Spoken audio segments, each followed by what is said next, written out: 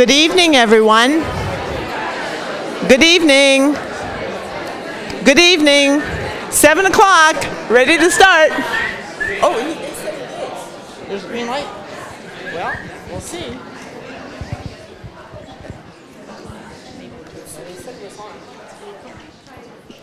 There. Okay. Good evening, everyone, and welcome to the League of Women Voters School Board Candidate Forum for 2019. It's a pleasure to see all of you here, and as has been the last couple elections, we have them in the hall, in the lobby as well, so that's just great. Thank you all for attending, and I'm sure that all of our candidates are happy for you to be here to hear them as well, so thank you very much. One thing I need to mention, someone noticed that a car in the parking lot, it's a blue Mazda with a license plate 500 URG, had its lights on. So if you drive a blue Mazda, you might want to go out and turn the lights off. So also I wanted to mention that all candidates have been invited, and I believe we have 6 of them currently here. We'll hear more about that. If you haven't signed in, we would appreciate it if you would, so we know how many people attend this forum. And also, just to say a little bit about the League of Women Voters, we are a nonpartisan political organization, but we don't support candidates or parties. So we try to give the information that you need to make your decisions to the best of your ability. One of the things that the League does is works very hard to grow, empower, and protect the vote. So that's one of our important things that we do, and we are also this year celebrating our 100th anniversary. Now I admit the Edina League is only 65 years old, but as of Sunday, September 8th, that was the day that Minnesota ratified the 19th Amendment, giving women the right to vote. So that was a very, very important day. And we were the 15th state in the union to do that. So I will turn this over. I think that's the only things I need to mention. Thank you for being here. I know you got cards when you came in. If you have any questions, we'll have people around to collect them, and they will be given to our question sorters, as you see them doing there, and we will have them asked by the moderator. And the moderator tonight is Laura Helmer, who is the president of the Minnesota League of Women Voters, and a very capable moderator. Thank you for being here, Laura. You're welcome. It's my pleasure. I'm also a member of the Eastern Carver County League of Women Voters, too. That's Chanhassen, Chaska, Waconia, that area. So thank you all for attending. What a great crowd tonight. Before we get started, I'd ask you to please check your cell phones and either turn them off or put them in silent. And I guess that goes for any other electronics that you might have brought with you tonight as well. Thanks for doing that. The purpose of this evening's forum is to provide an opportunity to hear the candidates for the School Board District 273. They will discuss issues that are important to you. We will try to cover as many issues as possible in the time we have. If your question is not addressed tonight, please feel free to contact the candidates directly. All candidates who have filed for this office and who will be on the November 5th ballot were invited to this forum. And here are the rules and the format for tonight's forum. We ask that all candidates remain seated throughout the entire candidate forum. Speaking order was assigned randomly before the forum by LWV Edina and will rotate with each question. Each candidate will have 1 minute to make an opening statement and 1.5 minutes to answer a question that was sent out in advance. Candidates will then have 1 minute to answer each question submitted by the audience. Candidates will have 2 minutes to make a closing statement. League volunteers will time candidate responses and indicate to the candidates when they have 45 seconds remaining, 30 seconds remaining, 15 seconds, and when they must stop.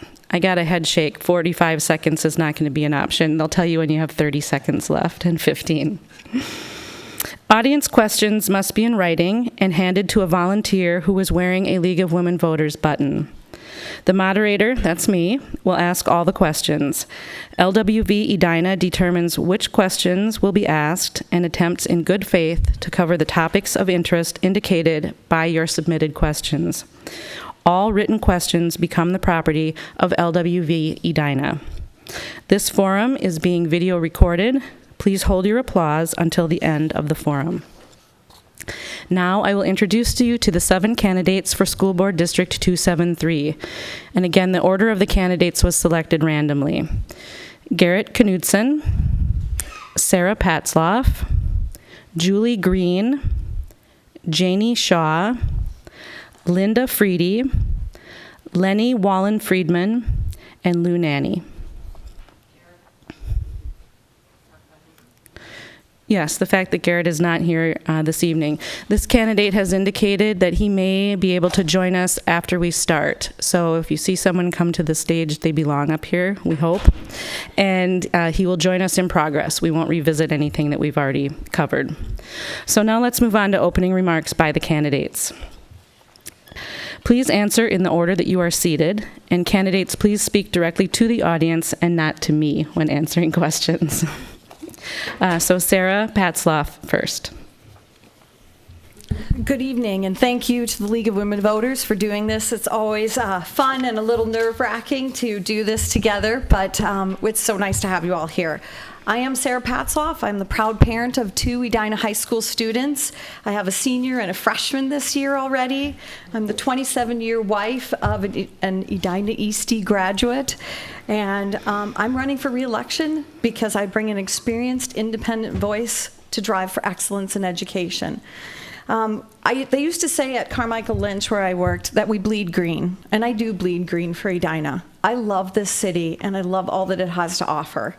And that's why my husband and I lived in his parents' basement for 7 months in 2000, just so that we could buy a house here and raise our kids, because we wanted to raise our kids in a town that has world-class schools. And so that's why I've devoted the last 8 years of my life to the Edina School Board, to help all of our students reach their academic full potential. Thank you. Julie Green. Hi, my name, oh, that didn't work. It's on, when the light's on. Yep. Start again. My name is Julie Green, and my husband, John, and I moved to Edina 14 years ago, and we moved here on a whim. It didn't take long for us to realize why people move back here to raise their kids. I get it. I get it. The decision to run for school board is not one that I made lightly. It has sat in the back of my mind. And then 2 years ago, I stood out in that hallway holding a Vote Yes sign and had a lot of conversations with community members that I had never met before. And there was one thing that was very significant that sat with me, and that was this love for teachers. And that was shared across the entire district. So what I saw is that we have a shared value of community pride and of deep advocacy for our schools, and an understanding of how important secured school financing is and school funding. And so I'm here because I want to take our district forward and make sure we're supporting teachers the way that we need to. Thanks. Janie Shaw. Hi, my name is Janie Shaw, and I live here in Edina with my husband and our 2 sons. So here's a few things I want to share with you about myself so you kind of have a context for how I answer the questions tonight. I have a business background. I have worked for United Airlines and Northwest Airlines for many years. Some of my roles in those jobs were the implementation of a revenue management tool, which was basically taking a whole lot of data and turning it into useful information. I helped to lead a service standards plan for the merging of 2 major airlines, and I managed the domestic and brand management advertising during the 9/11. I'm a local small business owner, and for the last 14 years, I've been really involved in our schools, from classroom volunteering, PTO presidency, leadership at 3 different schools. I'm proud to say that my work here in Edina has really revolved around building relationships and helping to find creative solutions when things like funding becomes a barrier to good education. And I hope in my role as a board member, I can continue this work. Linda Freedy. Many thanks to the League for hosting tonight, and for all who are here, including my wonderful in-laws, who moved here in 1967 for the excellent schools, and whose lead my husband and I followed when we stretched ourselves to move back here 30 years ago so that our sons could experience Edina excellence. Education is my lifelong passion, and my campaign is focused on ensuring academic excellence for every student in our public schools. As an Edina teacher for 15 years, I dedicated myself to helping students achieve in ways they never dreamed possible. In my job as an intervention math teacher, I used data to tailor programs to suit their individual needs, which resulted in accelerated academic growth. I retired from Edina in 2017, but continue to tutor students from across the district. I understand our school system from the ground level, inside out. I'm well aware of the opportunities and challenges facing our district, and because of this, I'm well positioned to make a positive impact as a member of the Edina School Board. Lenny Wallen Friedman. Thank you. I want to thank the League of Women Voters for putting on this forum, and I want to thank the public for attending and for watching. I'm running for school board this year for the same reason I ran 4 years ago and for the same reason I ran 8 years ago, which is that I care about public education. I believe I can make a significant contribution, and I believe very strongly in giving back to the community. My wife and I moved to Edina 26 years ago because we thought Edina would provide a great opportunity for our kids to get a great education, and we were right. My two oldest graduated from Edina, and they were well prepared for college. My youngest is in junior in high school, and she's well prepared. Professionally, I'm an attorney. I do business advice and litigation. That means that I receive information, I analyze it, and I advise. That makes me well positioned to listen to the people of Edina, to analyze the information, and provide constructive input to the district. I've also been a consummate volunteer within the district for the last 30 years, volunteering in many capacities so our kids would have opportunities. Thank you. Lou Nanny. Hi everyone, thank you for attending. I'm Lou Nanny, a proud graduate of Edina High School in 2013, and following that I went on to attend Rensselaer Polytechnic Institute in New York, right out by Lenny's house, and I graduated with a biomedical engineering degree, and academics is something that's near and dear to my heart. So following my graduation, I ended up coming back to the city I fell in love with and marrying the woman that I fell in love with in the second row right over there. And, I just started meeting with my neighbors and students in the high school, and I couldn't stop thinking to myself, what's going on? What happened to the Edina that I loved? And watching as, we went from 1st to 10th and still falling from U.S. News ranking was truly disheartening. And I just want to be able to give back to Edina what it gave to me. So that's why I'm running for the school board. Thank you. Now we'll move on to the question that was asked to candidates in advance. Each candidate will have 1.5 minutes to respond, and I will announce the order again in which you respond. The question is, what do you believe is the most significant challenge or challenges that the school board is facing in the upcoming 2 years? Julie Green first, please. Thank you. Thank you. The question asks about the school board, the challenges the school board faces. And one of the things that I have seen is that high quality and national recognized education sits at the very heart of our city. But I see the most significant challenge is something called trust.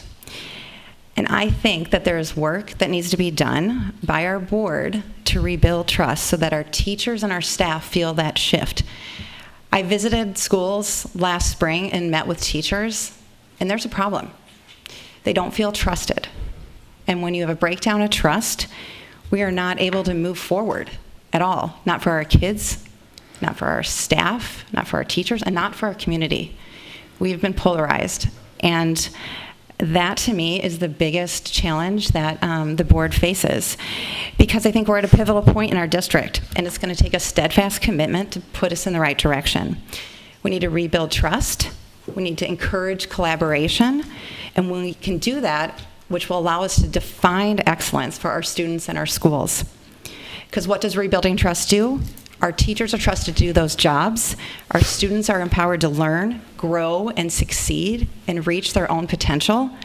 And our support structure, the administration and us, our community of parents, work together as pillars holding them up. So I think that the board's biggest challenge is that. Thank you. Janie Shaw. I believe that our most broad-reaching challenge is going to be coming to some alignment on our priorities around our new strategic direction.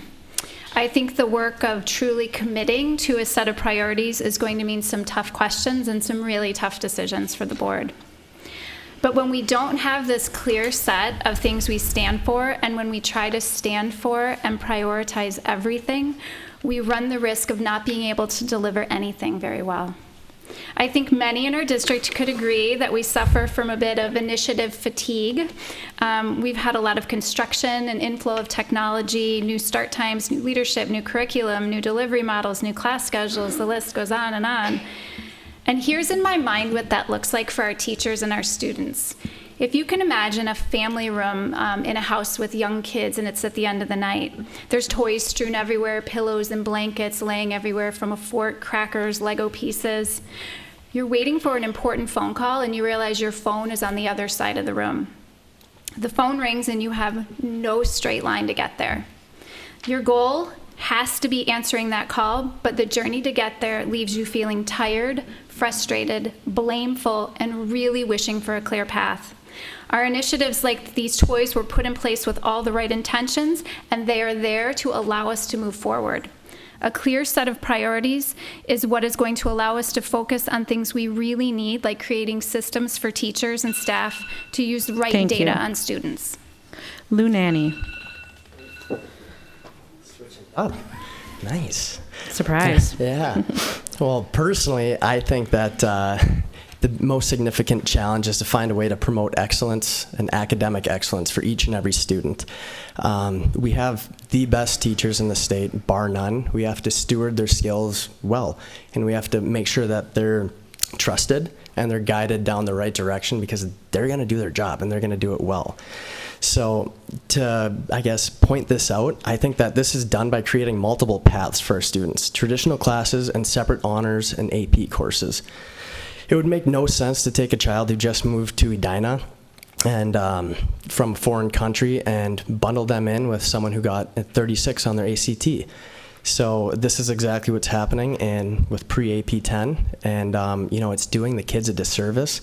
And quite honestly, I think that we need to promote academic excellence for each individual to raise them up instead of bring people down to where everyone else is. And I think that we can do this because we have teachers who are wonderful and they really value and care about the students' futures. And I'm a product of it. My teachers in the past have been just nothing but great for me. My mother was a teacher, so she helped me at home. And I think that the most significant challenge for the school board is to find a curriculum that really promotes academic excellence. Sarah Patzloff. So we've been working on a strategic plan for about a year and a half as a school board. And so when I look at the significant challenges coming up and the work that we have to do as a board, I see two key areas, and they're areas that have come up in the strategic plan. Academic excellence for all students so that they can reach their individual full potential, and two, data-driven decisions that put kids first. So the first thing, we have to figure out, and we have to remember, actually, that our first goal is to educate. We need to make sure that we find the right way to meet kids where they're at. No matter if they're up here, they're in the middle, they're in the 25th percentile, we've got to make decisions and put our resources in the right places. The second, as I said, data-driven decisions, putting kids first. We talk a lot about data, but I think we're still not fully there. The board needs to decide with administration and with this community what success looks like. What data are we going to look at? We have AP test scores, we have ACTs, we have MCAs, we have MAP scores, and we even have the day-to-day student grades and classroom assessments as seen through the eyes of the teachers. But we need to figure out how to take all of that and determine what are going to be the best things to help us ensure that we are giving every kid what they need so that they can succeed and meet their full potential. Lenny Wallen-Friedman. I'd like to focus on three significant challenges that I believe are facing the board. The first is, as Sarah just mentioned, we're about to embark on a new strategic plan, and the board needs to complete its work on that plan. While we've set out a general direction, we need to determine which feedback we're going to accept. We have to approve an action plan. We have to establish metrics to guide that plan, and we have to set priorities. Those actions will require that we make decisions on allocating resources among competing ideas so that we best serve all of our students. More important, those decisions will be with us for the next few years. Second, as we move forward with the strategic plan, the board needs to work on understanding its role in relation to district decision-making and direction. As a relatively new board, there are practices we still need to solidify in our operations, and there are guidelines we need to be better at following in working with our administration, our teachers, and our community. The board also must be better at focusing its requests to those that provide useful information pertaining to our priorities. Third, as a board, our priorities mirror those of the district. As a consequence, one of our key challenges is to focus on increasing the percentage of students that are proficient. We're a highly successful district. We enjoy great academic success, yet we still have students that are not proficient. Whether it's a focus on intervention, early childhood education, elimination of summer loss, outreach, or some other approach, we need to improve our ability to help our students become proficient. Linda Freedy. Over the past year, I've attended or watched hundreds of hours of school board meetings and work sessions. At some of those work sessions, I was literally the only community member in the room. I've had long conversations with my teacher colleagues, parents, students I tutor, and current and former board members and administrators. I know a lot about what is on our stakeholders' minds, including implementing the STRAT plan, the mental health of our students, behavior and discipline issues in our schools, vaping and student safety concerns, bullying, the need for true honors courses, concerns about how we can best support teachers, concerns about reading deficiencies and dyslexia, new curriculum implementation issues, personalized learning, class size, declining enrollment, declining position relative to other neighboring districts, tight finances, and finally, keeping politics out of the classroom. Through all those things I've heard about in those meetings, academic growth for every student it should be the core of every decision we make. Every student comes to school to learn new things every day, and if we get that right, many of the issues I just mentioned literally fade away. Thank you. Now we'll move to the questions that are submitted by the audience. Each candidate has 1 minute to answer the question, and I'll announce the order in which you are to respond. And this next question, the first responder will be Linda Freedy. And candidates, as we move forward, if you need a question repeated, please just ask me to do so. And this comes from a teacher in the district. As a 19-year teacher in Edina, I have always hoped for a partnership between the school board and the teachers. That partnership has been strained as of late, as board members have openly criticized teachers who were teaching curriculum approved by the district. What will you do to support all teachers within the Edina schools? Well, I am a teacher, or I was a teacher for 15 years, so I think one of the things we can do better in our district, quite honestly, is create channels of communication between administration and teachers. I think I lived as a teacher realizing that, I don't think I paid close attention to what the school board was doing. I think for people who are in school teaching, they're doing their jobs, and they're assuming that there's people above them or higher than them making decisions, and there feels at times as though there's a disconnect, whether it be with the administration or the school board. As a school board member, if I were to be chosen as one, I would want to create opportunities for dialogue between the school board and teachers and administration. Lou Nanny. That is a great question, whoever asked that. Quite honestly, I think the school board and the teachers should be in unison. And from the school board website, one bullet point that I want to highlight is the school board is responsible for approving expenditures and ensuring that proper facilities and equipment are available to support teaching and learning in the Edina public schools. And I think that we need to bridge that gap. We need to make sure that the teachers are fully funded to do exactly what they need to do, and we need to trust them that they're doing what they're set out to do. They're some of the most educated high school, elementary, and middle school teachers in the country, and we just have to bridge that gap and make sure that we're all on the same page. Sarah Patzloff. So I think one of the keys is we need to talk more. We actually have a committee that was started called Meet and Confer on the board, which is for board members and teachers who are part of the teachers union to come together and discuss important issues. We also try to get together as a group with the teachers, the union teachers, and with the board on a regular basis, but it doesn't happen as often as it should.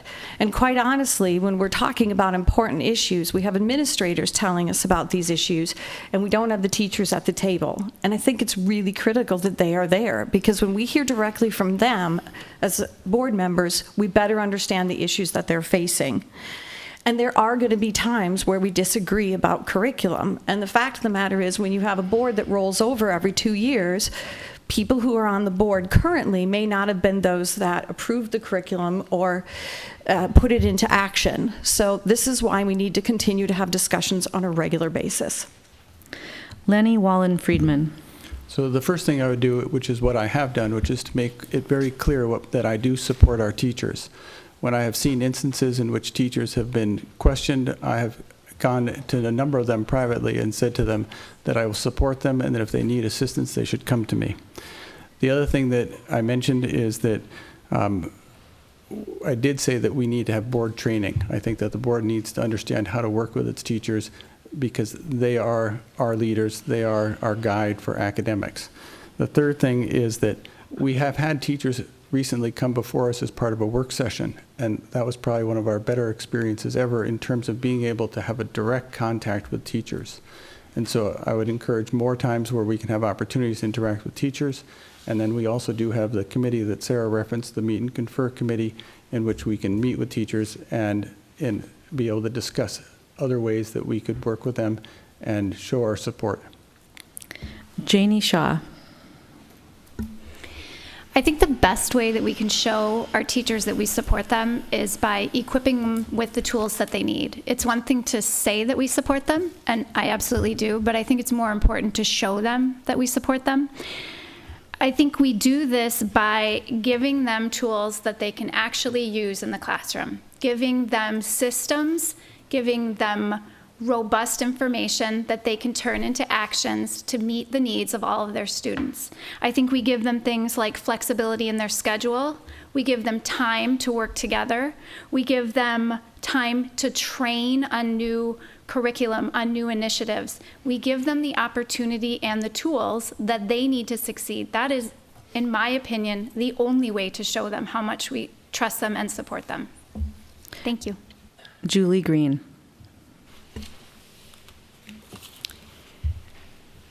I think teachers need to be part of the conversation from the very beginning. They need to be part of that strategic plan that dictates how everything's going to roll out. So what I have seen in our district is that, and what I've heard from teachers in conversations is, as curriculum rolls out, as budgets are determined, the feedback is coming back from teachers. It's just there's a miss somewhere. And that is why I think that teachers need to be at the very top of planning, because if they're not, if our best practices that are going on in the classrooms and they are seeing firsthand our students in our district, if they're not included in that top planning part, then the tools and the curriculum, everything else that we're trying to push back and the increased pressure for the students to perform will always fall short. Thank you. Question number 2, Lou Nanny, you will be first. How do you plan to address the decline in EPS's rating from number 1 public school to number 10 in recent years? And what do you believe led to the decline? Well, quite honestly, I feel like there's a lot of factors that go into something like that. But, just plain and simple, I feel like we really need to push kids to reach their full potential. And part of this is academics, and part is, social pressures and stress outside the classroom.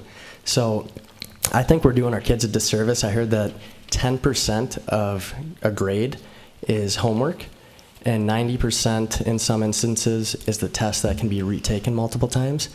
That's just not resembling anything in this real world. I think we really need to push these kids, make sure that they can take constructive criticism, and ensure that they're getting adequate resources, time, and teachers to do what they do best. And I think that we just need to keep the kids first in mind. Sarah Patzloff. I think there's a lot of things that we're going to have to do to work on this, and that's why we've just worked really hard on a strategic plan. And as I said, one of our action areas is academic rigor and success. And so we're going to have to make strong decisions to figure out how we ensure that. The declining scores, they are difficult to look at. When you look at MCA scores that the state provides, we have seen a trend in decline. And that should be like the canary in the coal mine that says we need to look at what's going on, we need to better understand so that we can address this. And as for why that has happened, it's tough to tell. We've been asking those questions as a board for many years and saying, show me the data, show us where this has happened, because we don't want to make assumptions of why it's happened. We need to make sure that we understand. So looking at data, investigating more, and trying new things that ensure with data-driven decisions to get us there. Linda Freedy. Well, as everyone said so far, that we do have a decline in scores. I'm kind of, anyone who knows me from my school knows that I'm a data person. I think there's some issues. Sometimes we look at proficient versus non-proficient as our marker, like the MCA. That's where we're looking at. There's also an issue with kids who are proficient, who are underperforming their potential. So it's not just a matter of how many people pass an MCA, but it's a matter of how kids above and below are growing. So the whole focus should be on growth per individual student. We can provide much more robust and consistent intervention services. I was an intervention teacher, I know all about that.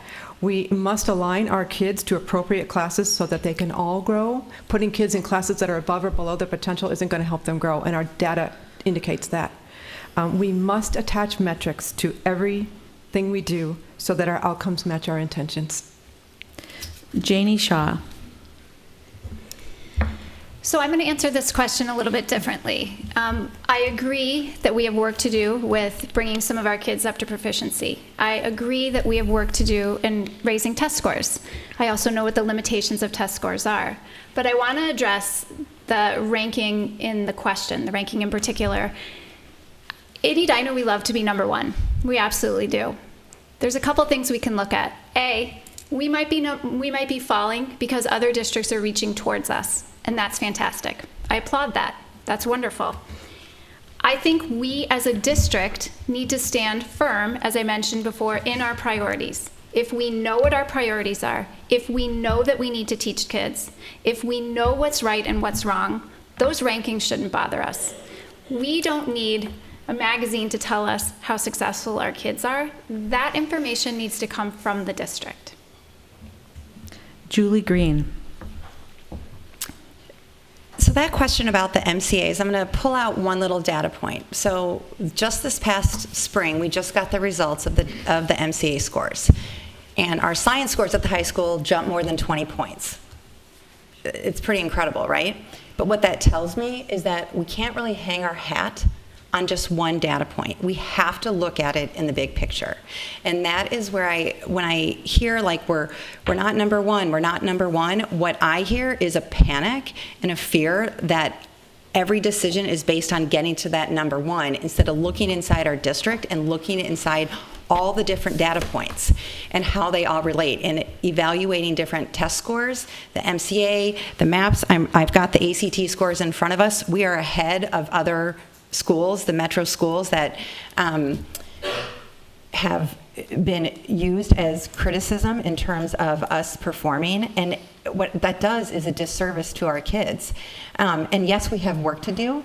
Thank you. Lenny Wallen-Friedman. So first I want to note that I don't agree that that's an accurate assessment of our school district. As Julie just said, if you take a look at our ACT scores and our AP production scores, you're going to see that we are leading the pack or second in those areas. It's true that we have seen a decline in MCA scores, and I think that's what's driving that particular note. That's a single data point, and it's a single data point that we shouldn't get too confused about, but we should look at as a red flag. So what we are doing as a district is we have changed the math curriculum to bring it so it's more in line with where things are going statewide. We have changed our reading curriculum. Those are items that we are undergoing to address sort of this decline in the MCA. There are many factors that might go into why there's a decline. We recently talked to an expert who said you can't pinpoint a cause. You could sit there and say that there could be any number of things that contributed. It could be changes in our demographics. That's it, stop. Thank you. All right, now we're going to switch things up just to make it fun and exciting. And I'm going to ask a lightning round question. So you'll answer, it's a yes or no question, and then we'll ask for one sentence after that. So yes or no, then one sentence. Janie Shaw will be first. I'll read the question through 2 times, and then Janie will ask for your answer. All right. The National Honor Society is a nationwide organization for students exhibiting exemplary scholarship, leadership, and service. There is no chapter of the National Honor Society at Edina High School. Instead, students can be recognized as Edina scholars at graduation and/or they can letter in community service. Do you think the current approach is the right approach, and please state why or why not? So one more time for the question. The National Honor Society is a nationwide organization for students exhibiting exemplary scholarship, leadership, and service. There is no chapter of the National Honor Society at Edina High School. Instead, students can be recognized as Edina scholars at graduation, or they can letter in community service. Do you think the current approach is the right approach, and please state why or why not in one sentence? Janie Shaw. This is hard. No, I don't. And I'm going to say that because I went to a school that had a very strong National Honor Society, and I saw great benefit in that. Linda Freedy. I'm going to say no as well for the same kinds of reasons. I wasn't aware, frankly. My kids were Edina scholars, and I was a National Honor Society member when I was in high school, and I really didn't understand that that I never thought about it before, so I think it's something to explore. Julie Green. Can you repeat the question? I can. The National Honor Society is a nationwide organization for students exhibiting exemplary scholarship, leadership, and service. There is no chapter of the National Honor Society at Edina High School. Instead, students can be recognized as Edina scholars at graduation, or they can letter in community service. Do you think the current approach is the right approach, and please state why or why not? Yes, I do. Because when I saw the students walk across the stage last year and get varsity letters for the 3rd or 4th year for community service, and the number of Edina scholars that received that recognition at graduation, I think it is because I think we are able to cross and include probably more kids than we were if we were to have an official organization. Lou Nanny. I would say no, because having that would hold us to a national standard. And in the definition, it states leadership, service, and scholarship. So those are 2 things that Edina scholar and community service. Lenny Wallen Friedman. So yes, but I would be in favor of incorporating the additional honor for the students so that they could benefit from both. Sarah Patzloff.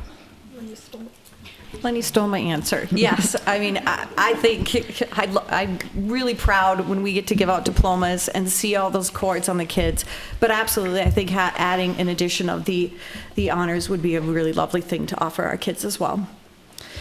All right, now we're back to the 1-minute answers. Julie Green will be first for the next one. Please state your opinion of active shooter drills in elementary schools and whether teachers or other designated personnel should carry guns in our schools.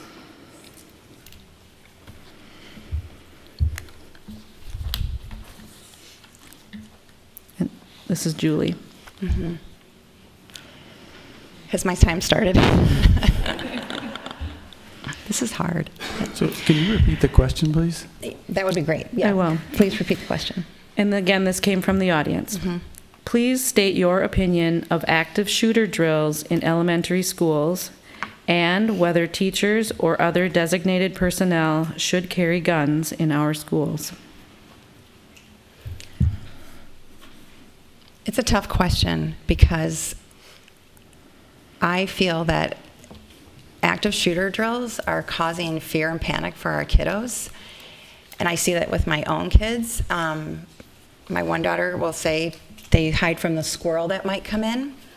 I don't believe that guns should be an answer to more safety at schools at all. The research will support that and where we're headed. And this is a conversation for our government to figure out. But as a school, I would like to work on safety and more communication and more support and more pathways for kids that they can come talk if there's a concern. That I think is more of an appropriate approach. I would love to see active shooter drills go away. Thanks. Janie Shaw. My opinion of active shooter drills is that we need them in our schools. I worked at Highlands Elementary for years, and I have been a part of active shooter drills and other lockdown drills in our elementary schools. I can tell you that the first time they happen, there's a lot of confusion. It doesn't go well. The more we do them, the more consistent we are, and the more communication we have with kids about this, the more serious they take this. They have to take this seriously. This is their world. I could give a million reasons why I wish it wasn't, but it's their world. It's their reality, and it's hard for them. And the more practice they get and the more practice the teachers get, the better it goes. I will say I do not agree with teachers carrying guns in the schools. I do not think, as Julie mentioned, evidence and research will show us that that is not the answer.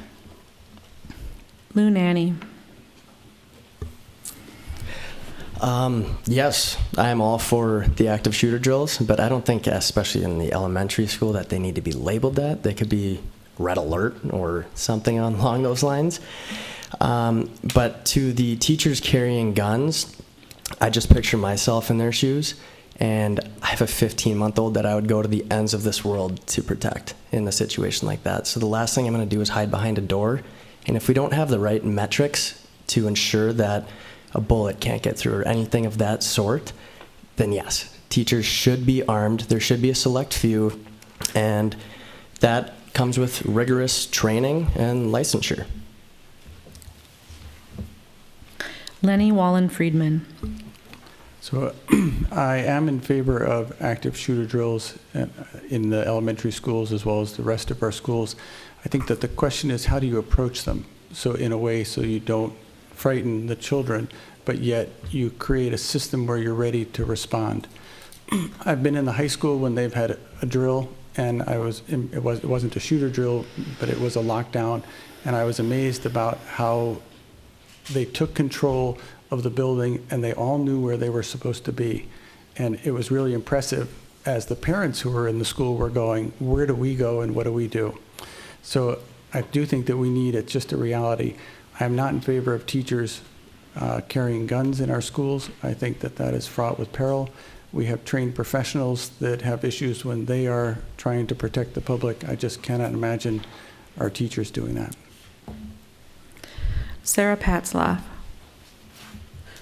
So actually, the school district and the board got to hear a report on this about a little over a year ago, and because the district did a whole updating of our crisis response team.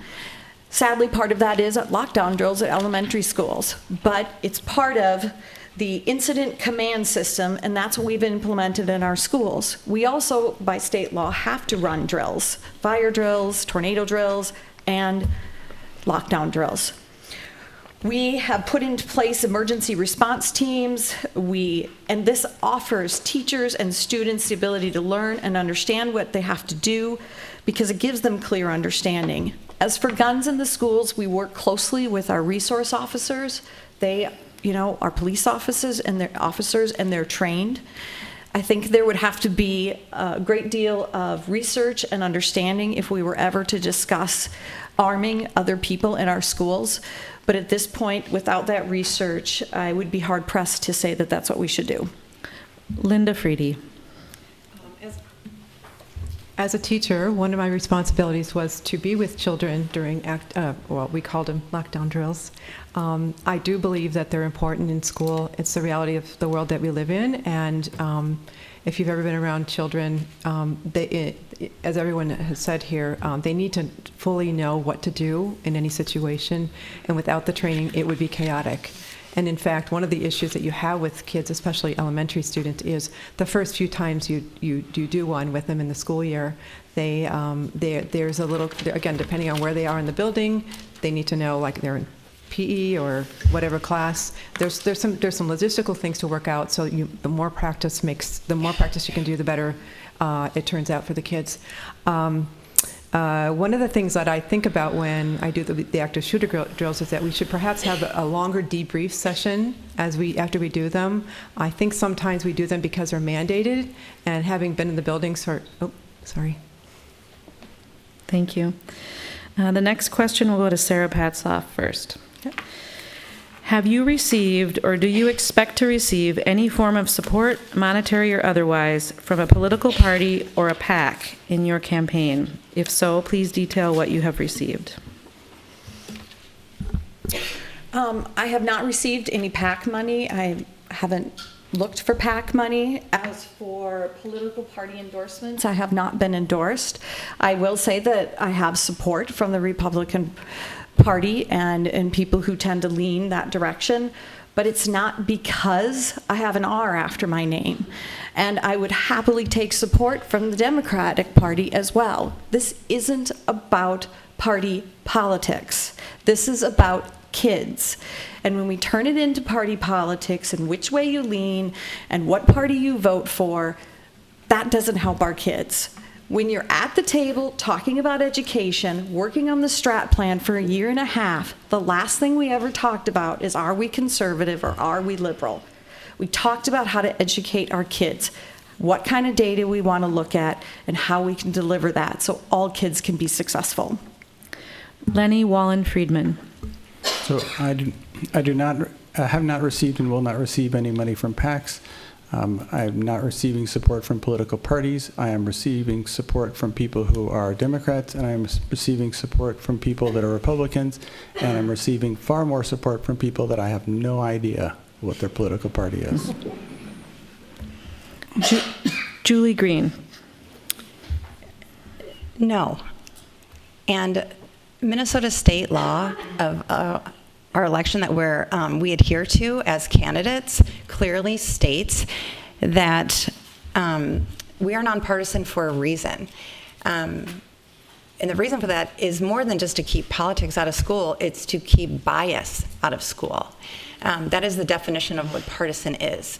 So I have a hard time with the question comes about if we have party affiliation with anything. I have 100% not gone after any money. I will not take any money. 98% of my support has come from people in this community who care about our community. And so I feel very strongly about that, and that is how we keep politics out of our schools. So thank you. Linda Freedy. No, I'm in no way supported by any PACs, and I think I heard a joke the last time they did this forum that people were saying the only PAC supporting them was their families. I feel the same way.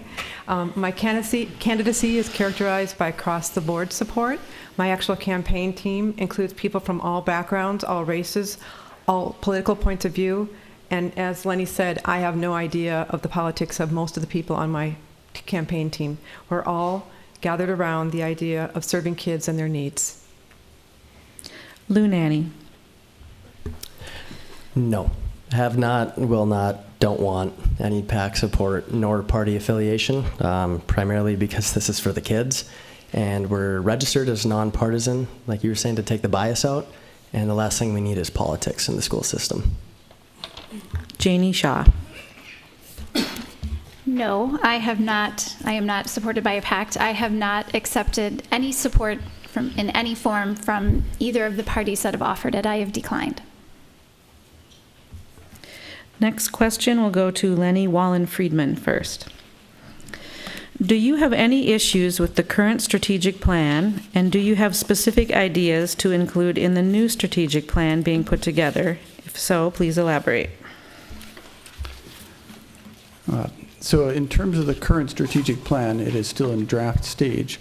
What I would say about the plan is that it is focusing on academics, it's focusing on partnerships, it is focusing on growth for students.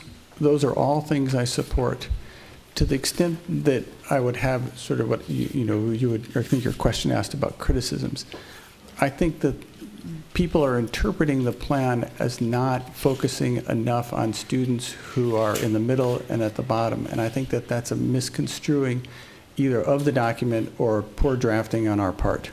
Because I will tell you that the goal of the strategic plan is to make sure that all of our students are growing. And we are not, or at least from my perspective, I don't want us to be focused on only the high achieving students. We have great success with our high achieving students. We really need to be focusing on the middle and the lower end. Thank you. Julie Green. The latest version of the strategic plan has about 90 bullet points to it. I can hardly follow it. I've done strategy work for the last 20 years with in my communication and marketing work that I've done. It's really hard to follow. It has a very, very heavy focus on academic excellence and rigor. And yes, that is something that is important to our schools and for growth. But there are groups of kids that are missing from the plan, the way I can interpret it. I respect all the board's work that has gone into the last year and a half, but it's supposed to be like a 2-year plan, and we're already a year and a half in, and we've had 77 meetings. 77 meetings to do a strategic plan. Hopkins had 3, Minnetonka had 4. I know that because I called and asked them to put a plan together. So I think we need to focus on what the direction is and keep it high level, big picture, which is strategic oversight, which is actually the role of the board. Thank you. Linda Freedy. Can you actually repeat the question? I missed the very first part of the question when you first said it. Do you have any issues with the current strategic plan, and do you have specific ideas to include in the new strategic plan being put together? Well, as I mentioned before, I've closely watched this process, and at times, again, as I mentioned before, it was among a small group of people or the only person in the room as I watched the board labor over this plan. So clearly a lot of time has been put into it. I know that just this week they had some people from the community take a look at the first draft, and I understand they got some interesting feedback. Something that rang through in that feedback was that it was a little vague. People are asking for metrics to be attached to the things in the plan so that we can measure whether our outcomes match our intentions. Sarah Patzloff. So yes, we have been working on the strategic plan for what seems like a long time. But we do have 4 focused action areas. And those action areas are academic excellence and rigor. And within that, we talk about a lot of different things, about academic opportunities, pathways, individual growth, and students being ready for their next levels. Number 2, learning environment and whole student support. We know that at the core is academic excellence, but we have to have the supports around that to achieve that. And we need to put those pillars into place, like promoting exploration of ideas and critical thinking, student well-being. The other 2 areas, before I run out of time, is effective staff and leaders. We want to assure that we hire high-quality staff, that we have balanced professional development, and that we continue to always work towards improvement. And lastly, parents, school, and community in collaboration. This is what we've been working on. Lou Nanny. Sorry. Well, I certainly appreciate Sarah and Lenny's insight on that, but after meeting with the teacher, I think Linda hit the nail on the head. It's very cumbersome. And going back to what Julie was saying with all the meetings that have gone into this, I don't think we need to convolute the process. We need to make sure that everything is backed by data. We're not a trial city. We need to make sure that everything going into the plan has a measurable and tangible outcome. And Janie Shaw. I did sit through a couple hour session on Tuesday to go through the strategic plan line by line with other members of the Parent Leadership Council. And I'll be honest, I did walk away feeling a little bit unsure. I walked away kind of with that feeling. Somebody mentioned at the meeting that we're trying to stand for everything, and at the end of the day, we're going to stand for nothing. We did not address well enough talking about every student reaching their full potential in that plan. We have a lot of information in that plan that really helps our high achievers, but that's a very low percentage of our population. We have a lot of kids in the middle that need a lot of support, and what we're not talking about is how do we ensure that their success is their own personal individual success and not the same success as a student that learns very differently than them.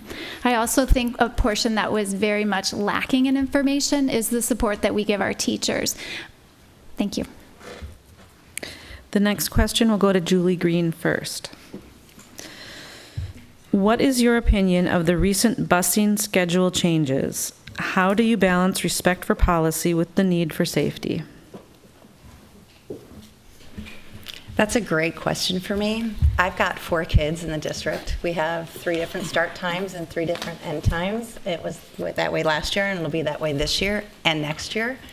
And you know, I think when decisions come down on busing and transportation, the most important thing is that we have to look at the research and the funding. And of course, safety is something to consider in the mix. But as a parent, and I love that my kids get to go to a public school like this, I was okay with it. I was not worried about 15 minutes here or 15 minutes there. And I was a working mom. I left my job in June, but I think that there is, with the busing, that we have to look at all the different elements. I didn't answer that very well, but hopefully you guys got what I was saying. Thanks. Janie Shaw. So our district has been extremely generous for many years in having smaller busing boundaries than what the state requires of us. And our current situation where we are looking at actually expanding those boundaries is a downstream effect of us moving the 9th grade to the high school. So we can talk about that should have been a conversation that happened earlier. I think that that's something we can all agree upon. I think the good thing that's come out of this is that our district transportation department has done an amazing job of creating a tightened up and an efficient bus route, and that can only work to really save us some money. Moving forward, I think this is one of those options with low funding that we need to look at a creative solution, and I would be all for looking for some of those families that live really close to school that think that they need a bus, looking at some pay-for-ride systems similar to what some of our neighboring districts are doing. Lou Nanny.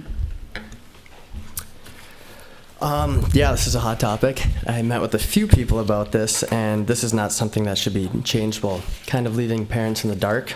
You know, hindsight's 20/20, but this is something that we need to make work, in my understanding. You know, just out of respect for the families who live inside that boundary, for the kids' safety. And look, we're in Minnesota. The last thing we want is a young child walking to school when it's still dark and freezing in the morning or after school.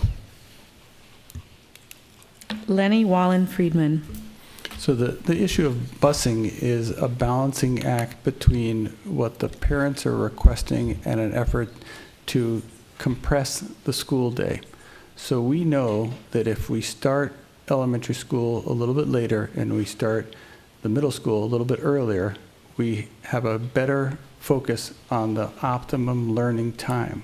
And so the goal of the busing schedule was to try to compress the schedule. A consequence of that is questions about people who used to get a bus who no longer get a bus, and whether they're going to have to escort their child, or cross a road that isn't safe. When those were brought to our attention, we actually put a hold on the change so that we could take a look at safety issues from changes in the busing zone. And we are looking at the potential of a fee-for-service for those people that are in what is now a non-transportation zone, but who are getting transportation. Sarah Patzloff. Busing has been a big issue in the district during the time I've been on the board. Part of it is because of start times and the decision to flip our middle school and our elementary, and absolutely it was moving our 9th graders to the high school. But that was an important thing to do and the right decision for our high school. As for busing, I think there's several things we need to do. And as Lenny said, we did just delay in adhering to policy, which is 0.7 miles for elementary and 1 mile for high school kids and middle school kids. We waited a year because we are not actually following our own policy. And after talking to parents, talking about various safety issues, we asked the administration to pause, but we do need to look for a new solution. We are spending general budget revenue that could be going into the classroom on busing. We need to work together as a community to figure out how to get our kids to school safely, but work together and look at possibly fee for service as many other districts do. Thanks. Linda Freedy. Yes, sitting in school board meetings, I've come to see impassioned parents about this issue, particularly as it relates to safety, with younger kids going earlier in the day, and also younger kids having to walk along dangerous roads. So I'm glad that you made that decision to delay. From a practical point of view, some things that have come to light to me as an elementary teacher are the unintended consequences of changing schedule. For instance, at the elementary level in the school where I taught Cornelia, we used to offer homework help after school. Well, now because of the change, we aren't able to do that. As the school board reviews all of these decisions in a year, I think those kinds of unintended consequences of changes need to be considered. Also, I completely agree that we'll have to perhaps go to a fee-for-service for kids who live outside our boundary, because the money that we have needs to be aimed at classrooms and teachers and not at transporting kids. So for kids who are outside the state boundary, we could charge for them and get them to school safely. Okay, one more lightning round. And Linda Freedy, you'll be first on this one. And again, I'll read the question twice. And it's a one-sentence answer we're looking for. One sentence. How do you think the excellence of school district should be defined? How do you think the excellence of a school district should be defined? Linda Freedy. Excellence should first be defined in terms of how we deliver academic services to all students. However, I would hope that we would apply the concept of excellence to everything that we do, because we're Edina. Lenny Wallen-Friedman. I would define excellence as our students being ready for the next level, whether it's elementary, middle, high school, college, work, whatever it is. Sarah Patzloff. I would define it simply as I want every student to reach their full potential through academic success. Lou Nanny. I think excellence has to be defined both quantitatively by test scores and qualitatively by the community members and their thoughts around Edina. Janie Shaw. I'm going to read from the website. Providing consistent academic quality that has been a hallmark of our district for decades, sustaining this quality and reputation into the future is only achieved by evolving to meet the needs of our diverse needs of our students who live and work in a world that is constantly changing. I stand by what we already say. Julie Green.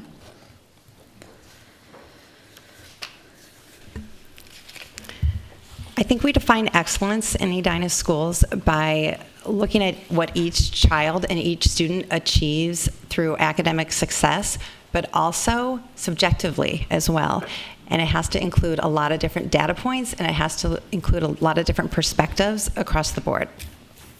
Thanks. All right, now back to the 1-minute format. And Lenny Wallen-Friedman, this comes to you first. What ideas do you have to close the achievement or opportunity gap among students from different backgrounds? And how do you propose to improve all student outcomes?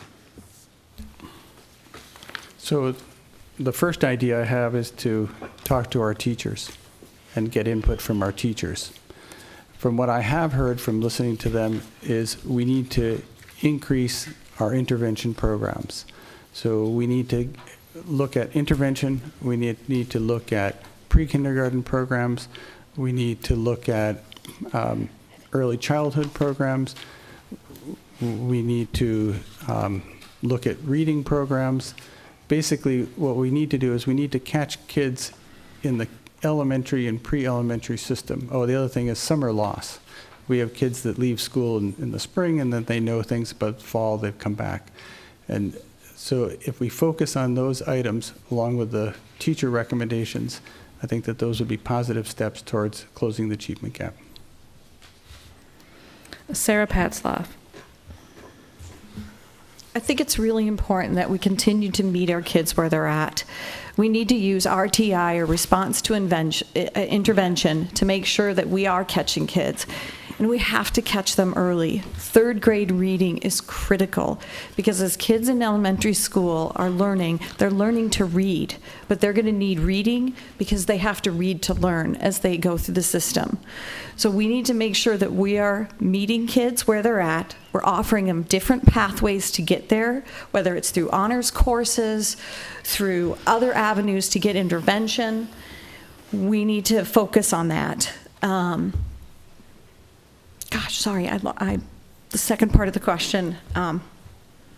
Sorry. Improving all student outcomes? Yes, thank you. Sorry.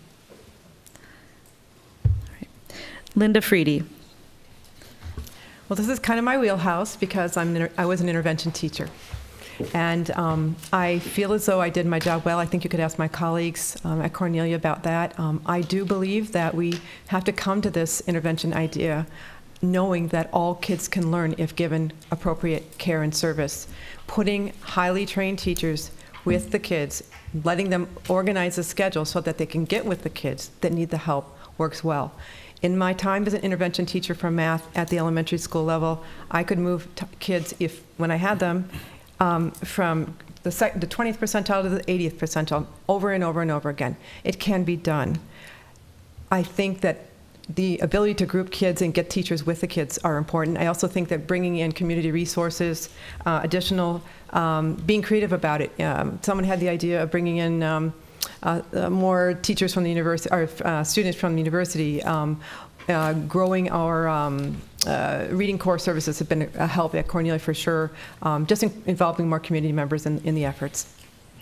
Janie Shaw. I think one of the most valuable tools we can do in kind of closing this achievement gap is to create some more actionable systems that our teachers can use to identify where these gaps really truly exist. I foresee in our future some sort of data program where there are tons of pieces of information that teachers collect about the students and that students collect about themselves, and this all goes into a data system. We've got tons of private sector companies already doing this, and it spits out something that the teacher can use in real time. I think that these systematic approaches to identifying the gaps are really important. I think also offering kids and teachers flexibility and time for intervention is really important. We've got an amazing program going on at Southview right now called Daily Flex Time.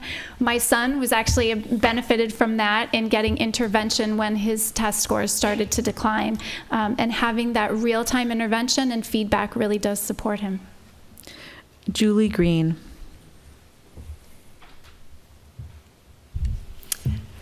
I agree with what Lenny said about talking to our teachers first. I think that they are frontline to so many different things in the classroom that affect kids' learning that is hard to capture on any kind of data point. The second thing is that I think as a district, and we should encourage that we're very intentional about creating equitable opportunities for all our students, whatever that barrier is. Most kids that, and research will back this up, that when we see an achievement gap, there's something in the way, whatever that is, and that looks different for every single kid. So giving the teachers the support and the tools so that they can build relationships with those kids and help tap them on the shoulder and encourage them along, I think that's all part of the work that we could do. Lou Nanny. I agree with Lenny as well. I mean, we do have to, speak with the teachers and get their input, but quite honestly, I think we have to reconsider the personalized learning deal, because that's asking one teacher to teach in 20 to 30 different styles. And, like Sarah said, we have to catch them early, and whether that's using metrics like the world's best workforce or something of the line, particularly early on, because if they fall back, it's almost impossible to catch up, in Edina more particularly. So thank God for people like Linda who have seen this, gone through it, and have taken metrics on that. And I know we have plenty of other teachers who are able to do the same. The next question will go to Janie Shaw first. What role does the school board have in choosing and or implementing new curriculum and testing?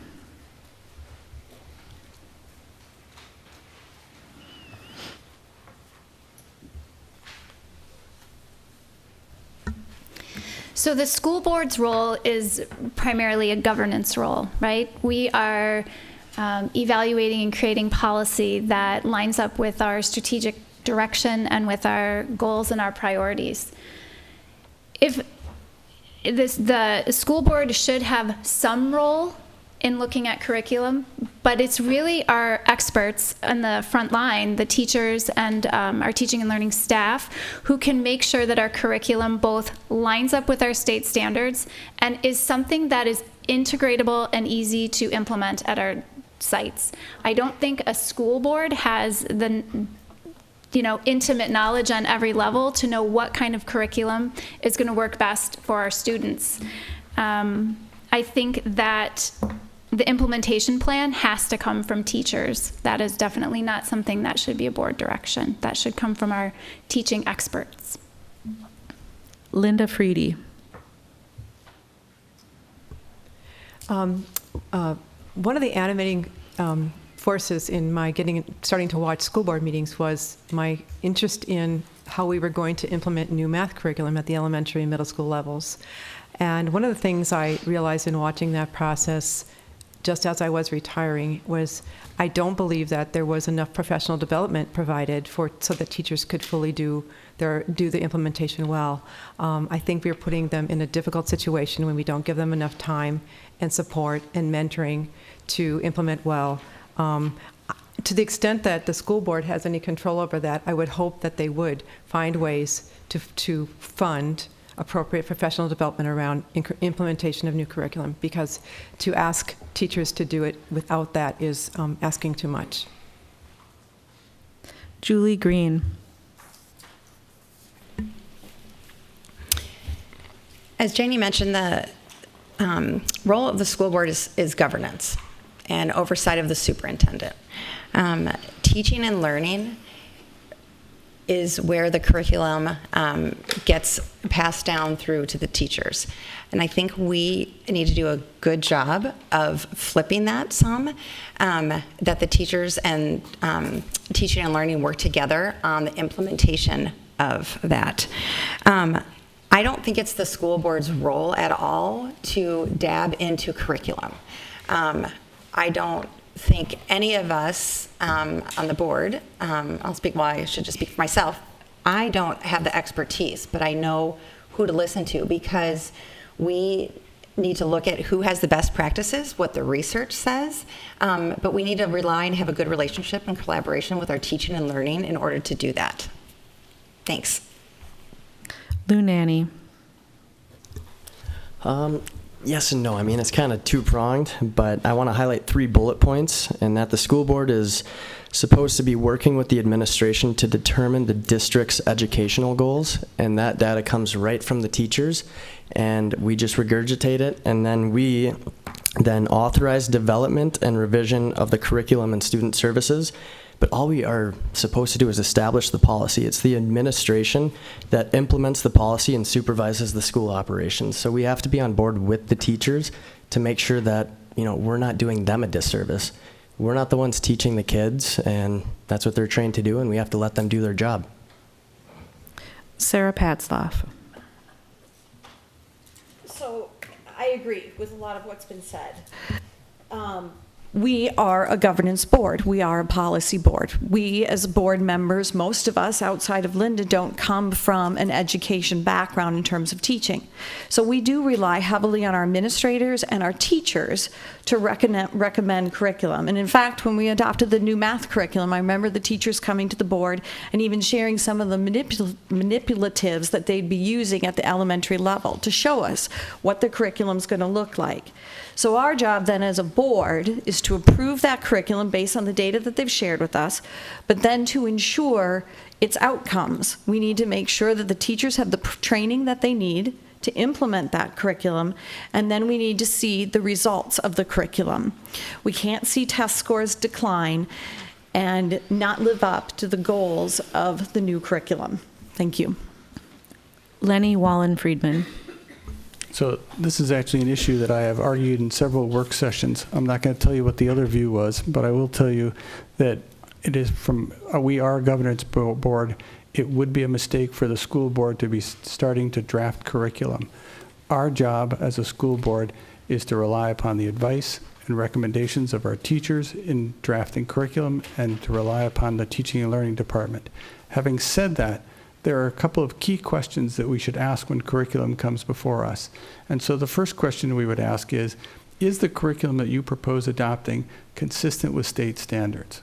If the answer is yes, the next question would be, is the curriculum age appropriate?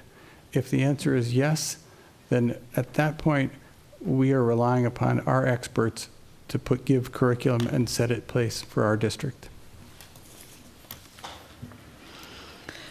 All right, the next question will go to Lou Nanny first.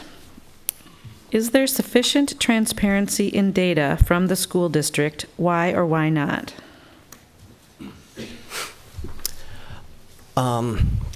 I'd like to think so, but I've seen some misnomers where the data doesn't match up between Edina School District, the state, and I don't know whether that's political or whatnot, but data is nonpartisan, so I'd like to not think that there's a discrepancy.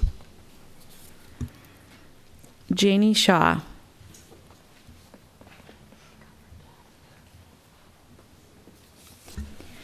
I think transparency is a real hot button issue right now because we live in a world where we communicate differently, and I think social media has been a big part of that.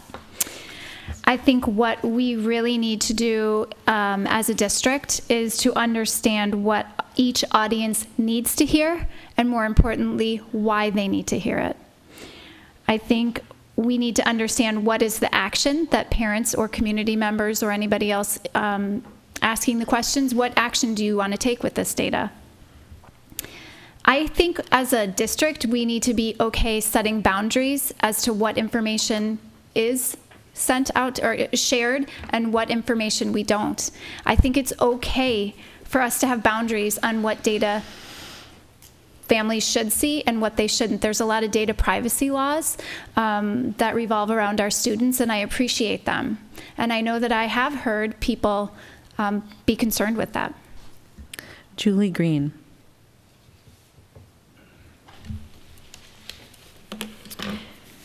The one thing that I've learned over the last 12 years with my kids in school is that data is complicated. School data is complicated. We get stuff from the state, we get stuff from the district, we get stuff from tests in the classroom, and every piece tells a little bit of a different story.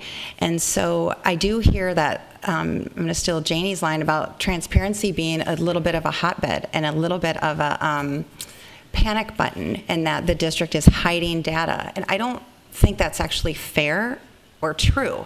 I think that when you cherry pick a data point and look at it, and I mentioned this earlier, that does a disservice for our students, for our teachers, for our district, and for our community, because then that data point becomes the whole story.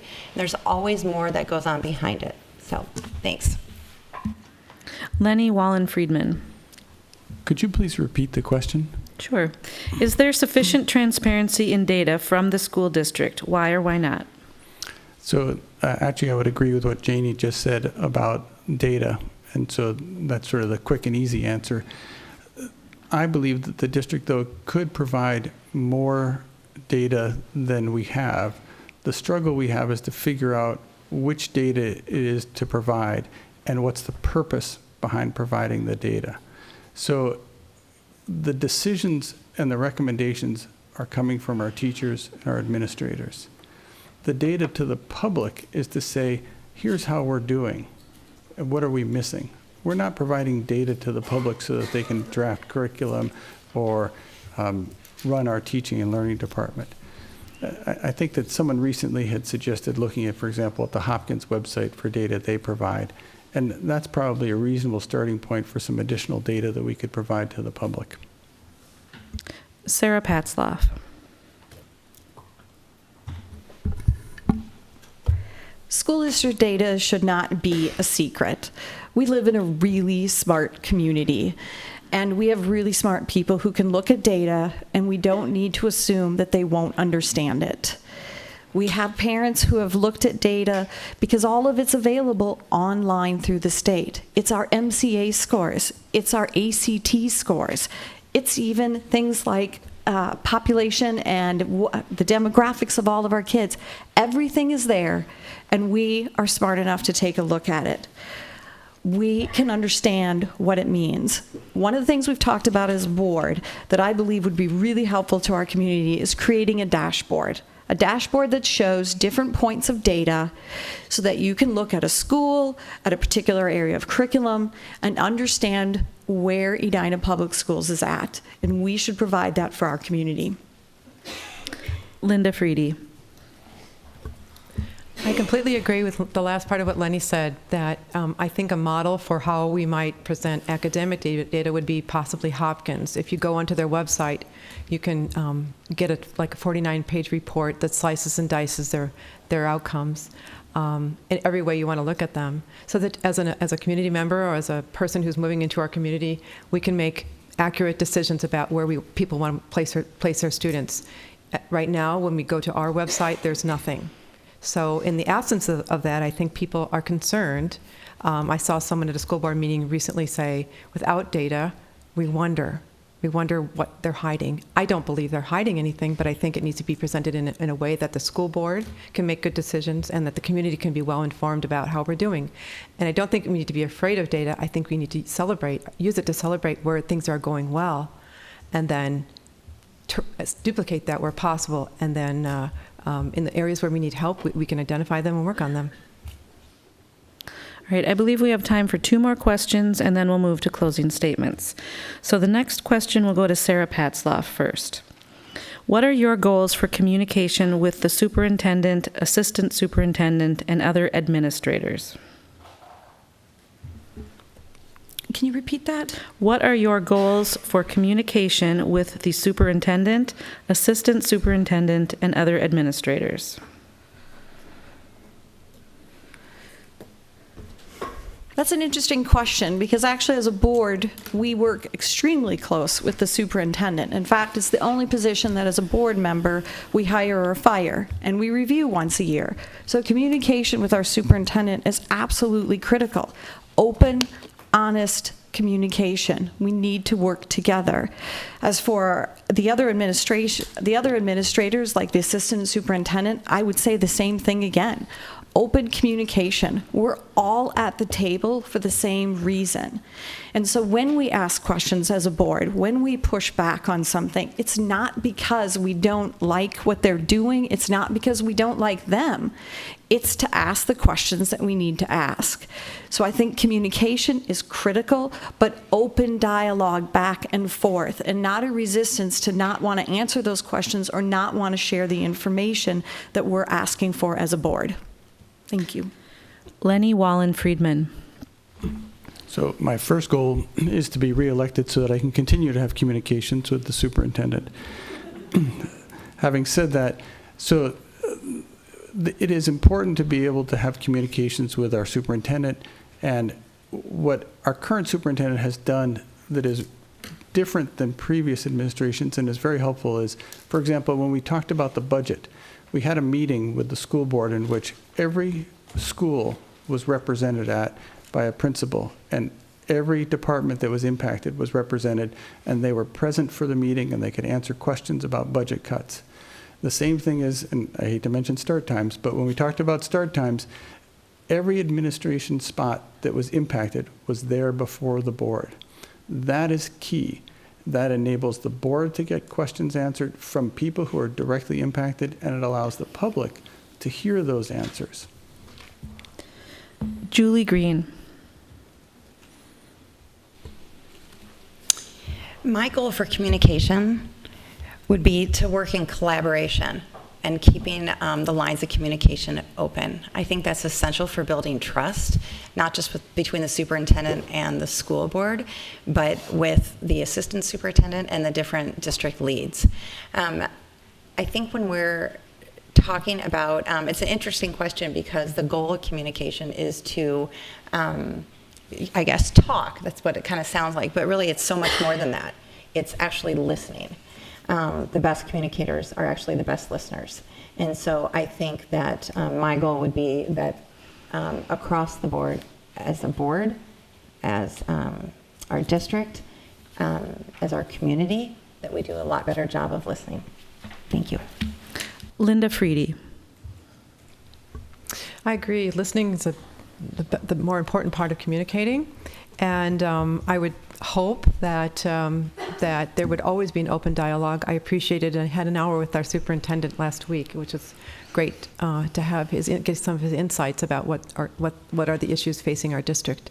I think that there should just be an ongoing dialogue with not only our superintendent, but the assistant superintendent and other teaching and learning and whatnot. What I notice in board meetings sometimes is school board members are asking questions or asking for information, and then time goes by, and whatever they requested kind of fades away and it doesn't get answered. And I don't know if there's a better way to structure that so that there's more immediate response, and you don't want to put extra burden on administrators, but I'm noticing that that's an issue that needs to be, I would think, could be better handled. Lou Nanny. I really don't think this question needs 60 seconds for an explanation. I mean, the goal is a lot of communication. Like, the board hires and fires the superintendent, so I hope he'd like to talk. There's really not a whole lot to it, I don't think. I rest my case. Mm-hmm. Janie Shaw. So I've been really lucky for the last 14 years with all of the different roles that I've held within the district that I have had a lot of communication with our superintendents, with our new assistant superintendent even, and with our district leaders. One of the things I recognize and appreciate is that with the new building that has happened at the district offices, those are no longer doors that are locked that you have to be buzzed to. And I think that speaks volumes for the relationship that our administration likes to have with community members, with staff. I think that they are very open to it. I think the one thing that I would love to do in my dream world of being a school board member would be to have opportunities to go to the actual sites, to our schools with our administration, with the superintendent and assistant superintendent, because those are the places that I would love. That's the opportunity in the space that I would love to be with them to listen in, because I think that the conversations that we have ongoing would be more meaningful. All right, and the last question, we'll go to Lenny Wallen Friedman first. How would you go about helping the school board reach consensus on a difficult or a contentious issues? So the process that we have engaged in is to essentially allow people an opportunity to discuss their position and bring forth their ideas.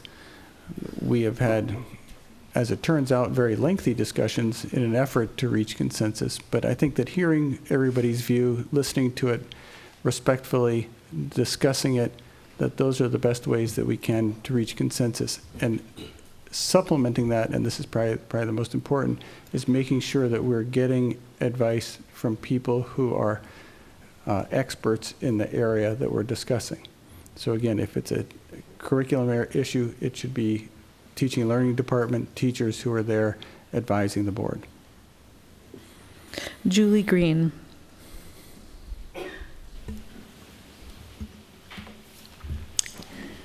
I think reaching consensus as a board is tough to get to sometimes. One of the things that I think is key, though, is making sure that we follow protocol and follow the process that is set up. In addition to that, I think it's also really important that we pay attention to resources. And when I say that, I mean time, staff, energy, and focus, so that the conversations are directed at for a goal to come up with a consensus. And if we don't, then we vote and we move on. I've been at a lot of different work sessions, a lot of different board sessions for the past 10, 12 years. And when a topic comes up that a lot of people are very passionate about, it can take over. And I think then what happens when that takes over, something else is falling behind. And so I think it would just be really important that we're aware of the time and the energy that goes into creating those consensus. Thanks. Lou Nanny. Well, I would see a school board consensus and reaching a consensus only when everyone's there. So I would make sure that every single board member is there when a something comes about and something's voted on. But I want to be a strong voice for the kids of Edina, who are the ultimate benefactors, or the individuals who are doing a disservice to. And I think to be able to ensure that we're doing this well, just like Lenny said, we have to use our resources in the community who are more in tune with the topic, who are maybe experts in that area, such as teachers, parents, and even other school administrators. But ultimately, this is for the kids, and the consensus should be reached for the kids. Janie Shaw. I think that consensus is a fabulous idea, and I think for the most part, we do a really good job of it.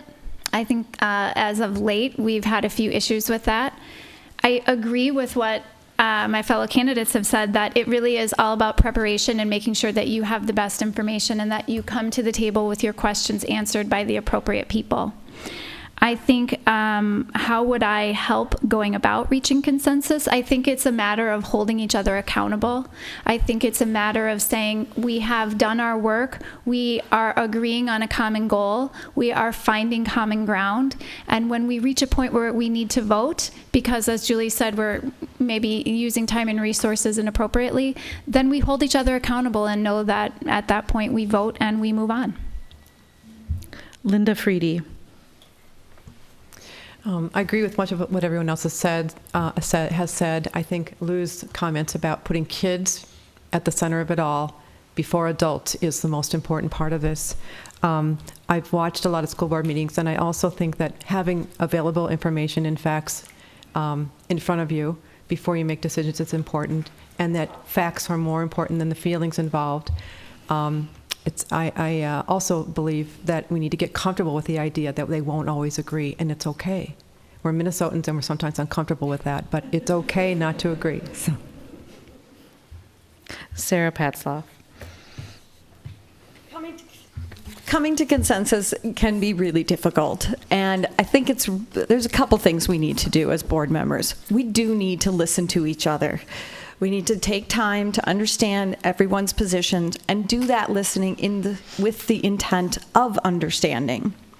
The other thing we need to do is, as Linda said, we need to live with that sometimes we're not going to have consensus. Sometimes the votes are not going to be 7-0, but that's okay because that represents our community as a whole. What we do need, though, on the board is leadership that can control and manage our conversations. We do have a consistency lately of going on for a long time on a discussion and starting to repeat ourselves, honestly. We need to rein that in, make sure that everybody's had their chance to discuss their point of view, but then draw things to a conclusion and help us move forward, because there is a lot of time spent in board meetings that go on too long. Thank you. Thank you, candidates. That's all the time we have now for audience questions, so we'll move into your closing statements. And as a reminder, you will each have 2 minutes for your closing statement. And we'll begin with Lou Nanny. Well, first off, thanks to the League of Women Voters for putting on this. It's a nice kickoff to the campaign trail. But yeah, I just want to say, if elected, I'll offer a unique set of experiences to the Edina School Board. As a recent graduate, I offer a student's perspective to the school board, which I think is very valuable. All of my K through 12 education was from Edina, and I understand the challenges and stresses of today's Edina students. Challenges such as navigating social media, cyberbullying, which I've experienced, mental health, balancing academics, and extracurriculars. Edina needs a school board that is broad and diverse in perspective, age, and background. I will bring an energetic, analytical, and common sense approach to this school board. I'll ask tough questions, demand student achievement data, as well as track the outcomes. And I will set high expectations for myself, the fellow board members, our students, teachers, and the administration. Edina will always hold a special place in my heart. Although my mom grew up a Burnsville Brave, where she taught elementary school, my grandparents moved here to Edina from Canada for the school system. And this is where my dad, aunts, and uncles went. My brother and I went, and I too hope to send my kids here. But you know, education is just one of the most important facets of my upbringing, and I know how valuable it is to the parents and the homeowners of Edina. I ask for your support this November 5th. Thanks. Lenny Wallen-Friedman. Again, I want to thank the League of Women Voters for putting on tonight's forum. Our schools are about opportunity for our children. Whether they find school to be easy, hard, or just right, we want to provide our kids with the opportunity to succeed in school and to succeed in the world after they leave school. Creating opportunities for our children requires making decisions about where to invest our resources. That means it's important to have individuals on the school board that are committed to creating opportunities for all the kids and who have the experience and the skills to make the right decisions. I've shown by my work over the past 20 years that I'm committed to creating opportunities for our kids, whether it was coaching sports or academic teams so our kids could participate, or serving many years as a treasurer and on district financial committees, or hosting 8 different teaching assistants at Normandale. I've shown my commitment to creating opportunities for our children. I also have the skills to make significant contributions. I've been on the school board for the past 8 years, having served for the past 4 years as the board chair.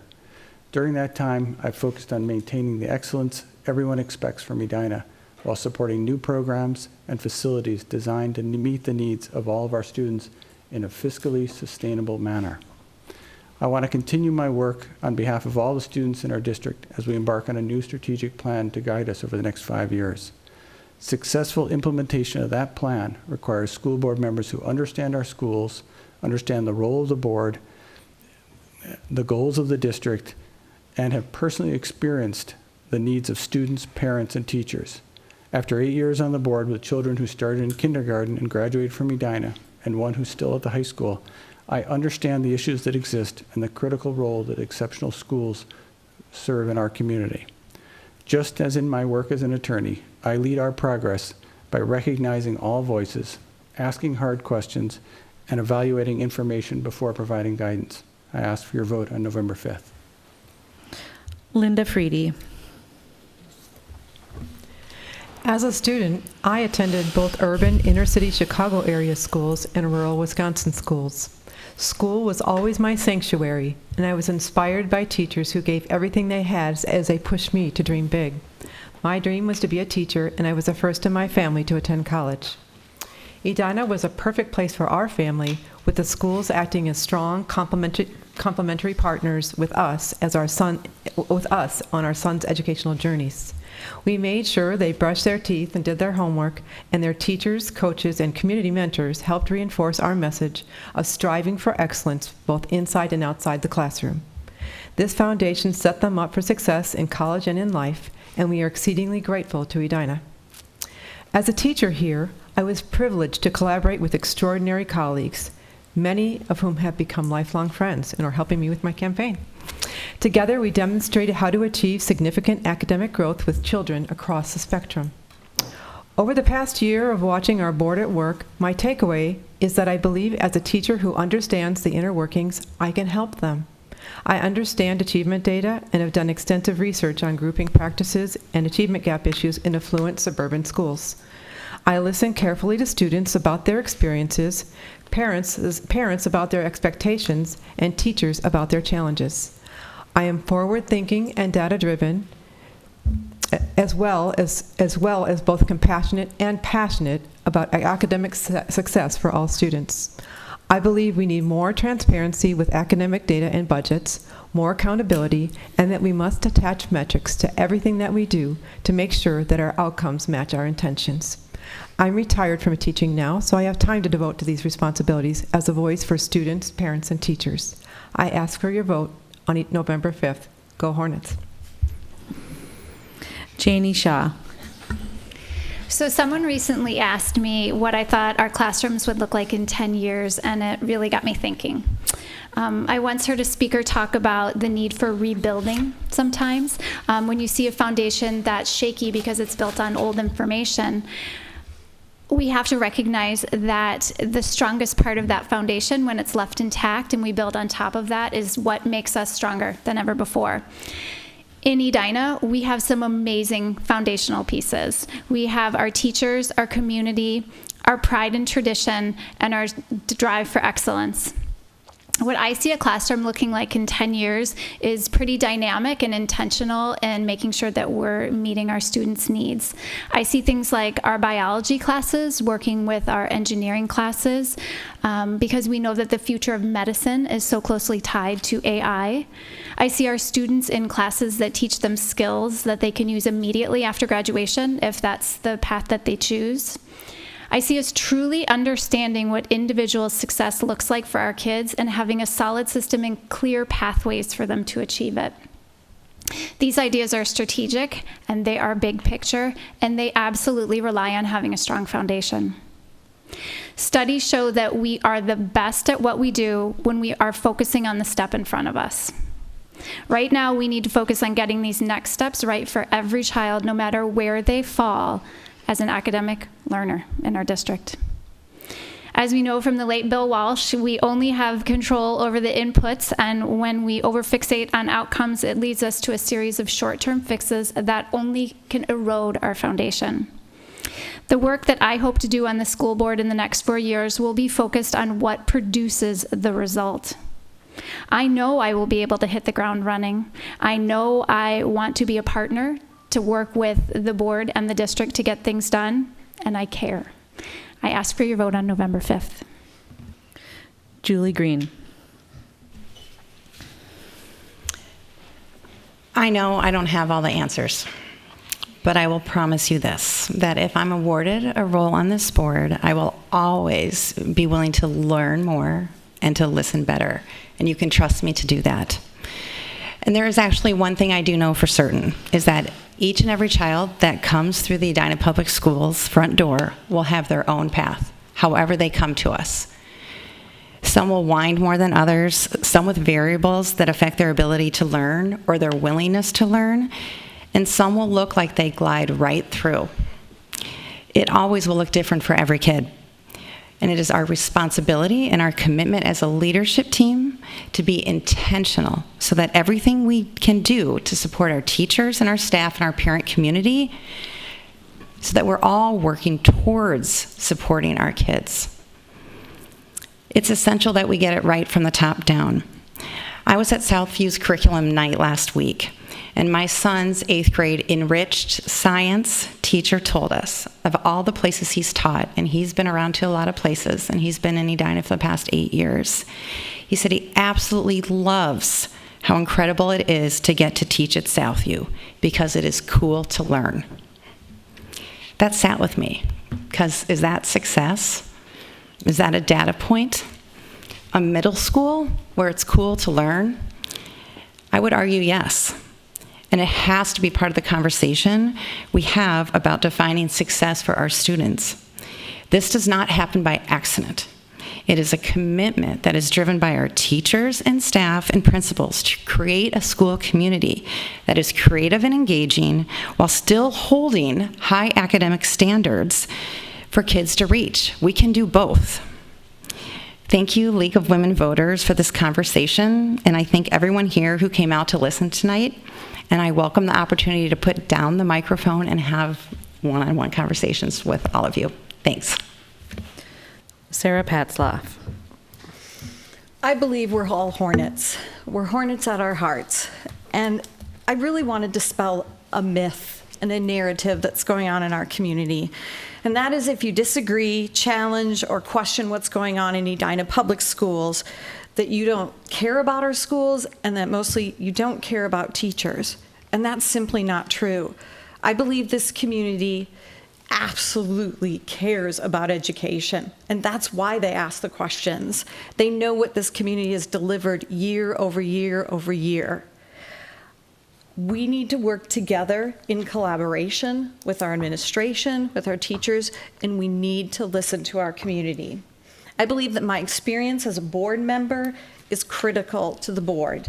We need to have a continuum of understanding, because that's what a district is.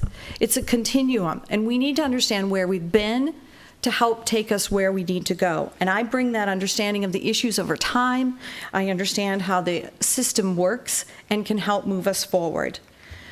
I've been on lots of committees on the board, not unlike Lenny, finance and facilities, teaching and learning, etc. But here's my proven track record. I will listen to all my constituents. I always devote 100% of my time to this job that is asked for. And that means showing up even on Saturday mornings, even at 5 o'clock on a Monday night, missing Boy Scouts, missing my kids' concerts, because this is the job that we signed up for.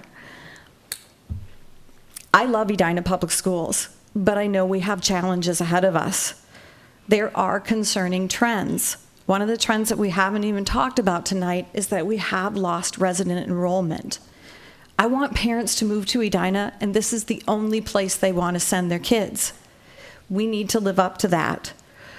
We do have trends in declining test scores, but I know we can make things better. My promise to you is that I will continue to do that. I hope that you'll give me another 4 more years to work on that. And again, thank you to the League for being here, and I hope to earn your vote on November 5th. Thanks. Thank you, candidates, for participating in this forum and for your willingness to participate in the democratic process by running for office. Thank you to the League of Women Voters of Edina for sponsoring this forum. This forum has been videotaped and will be made available for viewing online through the City of Edina and for broadcast on Edina TV. Edina TV is available to Comcast subscribers on Channel 813 and Channel 16. Edina TV is available to CenturyLink Prism subscribers on Channel 1236 and Channel 236. The forum will also be available for viewing on the League of Women Voters Edina's website, lwvedina.org, and also on the City of Edina's website, and on YouTube, so you should be able to find it somewhere.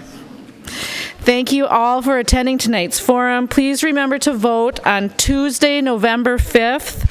This concludes the forum for School Board Districts 273. How about a round of applause for our candidates?